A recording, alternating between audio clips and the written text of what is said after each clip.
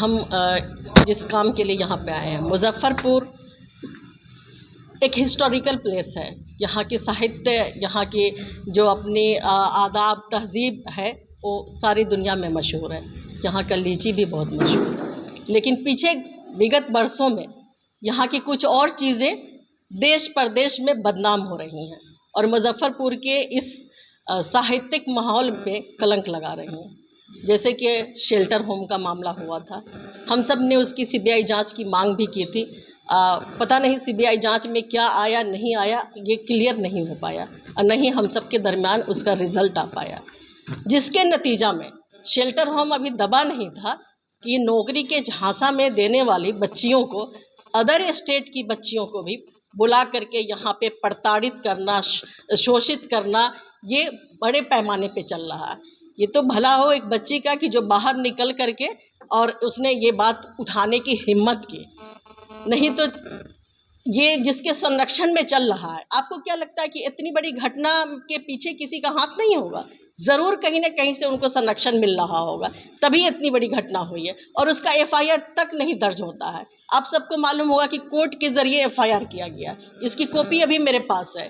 Video के जो भी वीडियो की उनकी रिकॉर्डिंग है वो सब कुछ मेरे पास है। हम यही यहाँ पे आप सबसे बात करने आए हैं और अभी एसपी साहब से, माननीय एसपी साहब से मिल करके ज्ञापन देंगे कि इसकी जांच सीबीआई से कराएं।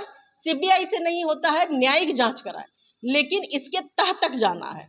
तह तक की मीन्स के ये कहाँ तक फैला हुआ, ये काफ़ी बड़ा गिरोह है और ये कोई छोटा मोटा मामला नहीं है कि इतने बड़े पैमाने पर हो जाएगा और किसी को पता नहीं चलेगा। अगर आप एक घर किराया लेते हैं और वहाँ पे रहते हैं तो जिससे आप किराया लेते हैं वो भी पूरी डिटेल आपकी पता करते हैं, उनके यहाँ कौन आता है कौन जाता है, ये सारी चीज़ें वहाँ पर लोग देखते होते हैं और हर शहर में जगह जगह पे कैमरा भी लगा हुआ।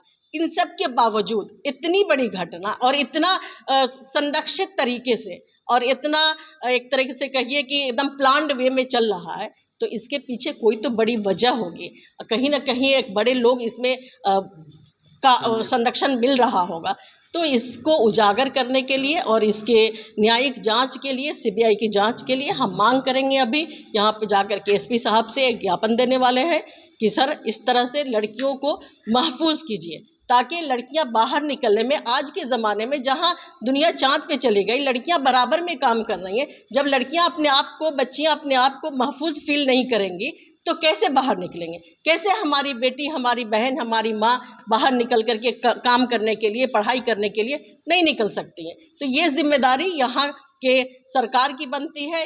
केंद्र में भी इनकी सरकार है, बिहार में भी इनकी सरकार है। अभी फ़िलहाल हम मुजफ्फरपुर के एसपी साहब से बात करेंगे, उनको ज्ञापन देंगे। अगर कुछ नतीजा निकल जाता है तो बहुत अच्छी बात होगी, नहीं होगा तो हम लोग इस पे बड़े पैमाने पे आंदोलन करके और इन बच्चियों के साथ जो ज़्यादती हो रही है उनको छुड़ाने का कोशिश करेंगे और उनको इंसाफ दिलाने का, उनको न्याय दिलाने का काम करेंगे।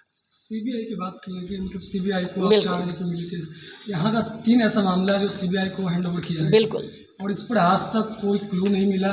लास्ट में सीबीआई ने पर्चा चिपकाया, इनाम का घोषणा किया। यदि आपको इससे संबंधित कोई जानकारी है तो हमें दें आप। ये बड़ी मतलब हास्यास्पद मामला है कि जो सीबीआई, जो ईडी बात बात पे नेताओं के घर में, ऑफिसर के घर में जो इनके खिलाफ में मुंह उठाते हैं वहाँ घुस जाते हैं। उनको इतनी बड़ी बड़ी घटना, शेल्टर, आप सही कर रहे हैं, शेल्टर होम और नरूला कांड में इनको कोई क्लू नहीं मिल पाया था। क्यों नहीं मिल पाया था? तो आप न्यायिक जांच पे आइए। अगर सीबीआई से नहीं होता तो आप न्यायिक जांच करा करके कम से कम ये मामला बाहर तो लाइए ताकि लोगों का विश्वास सरकार पे और यहाँ की तंत्र पे हो सके। तभी तो विश्वास होगा, तभी तो यहाँ व्यापार या कुछ भी एजुकेशन, कुछ कोई सिस्टम चल पाएगा। कैसे चलेगा? आधी आबादी जब महफूज नहीं होगी तो कैसे चलेगा? महिलाओं को सशक्त करने के लिए महिलाएं अब बाहर आ रही हैं, जॉब करना चाह रही है, मगर जॉब के झांसे में आके इस तरीके का हो रहा है, इतना दुर्भाग्य। बिल्कुल सही कह रहे हैं आप देखे होंगे कि पीछे अभी तुरंत पार्लियामेंट का इलेक्शन गुजरा है और इसमें हमारे नेता ने 5 न्याय की बात की थी। युवाओं के न्याय की बात की थी, महिलाओं के न्याय की बात की थी, किसानों के न्याय की बात की थी। और उस महिला न्याय में एक बड़ा न्याय ये भी आता है कि लड़कियों को तहफ़्फ़ुज़ हो, उनको वो अपने हिसाब से पढ़े लिखे, चाहे वो व्यवसाय करें, चाहे वो नौकरी करें, वो आज़ादाना तरीके से अपना काम करें। सरकार, पुलिस तंत्र सब तो है ही है उनकी हिफाजत के लिए। तो इसीलिए तो ये बात उठ रही है कि आप सबके होते हुए अगर इतनी बड़ी बड़ी घटना हो जाएगी तो हमारी बच्चियां कैसे बाहर निकलेंगी, हमारी बच्चियां या हमारे जो उन बच्चियों के पेरेंट्स हैं वो कैसे विश्वास करेंगे कि हमारी बच्चियां सुबह में जा रही हैं तो शाम में सही सलामत वापस आ जाएंगे। तो ये तो फेलियर है ना यहाँ के मतलब सरकारी तंत्र का, या जो भी कह रहे हैं यहाँ मुजफ्फरपुर का। कांग्रेस का अगला स्टेप क्या होगा अगर ये सब? अभी हम यहाँ के जो पुलिस अधीक्षक हैं उनसे बात करेंगे, उनको अपना ज्ञापन देंगे कि इस पर कार्रवाई करें, जल्द से जल्द न्यायिक जांच सीबीआई जो भी हो इसको सामने लाए। अगर उसमें देरी होगा तो फिर हम लोग सड़क पर उतरेंगे, क्योंकि जब तक इस चीज़ को ख़त्म नहीं करेंगे चैन से नहीं बैठेंगे।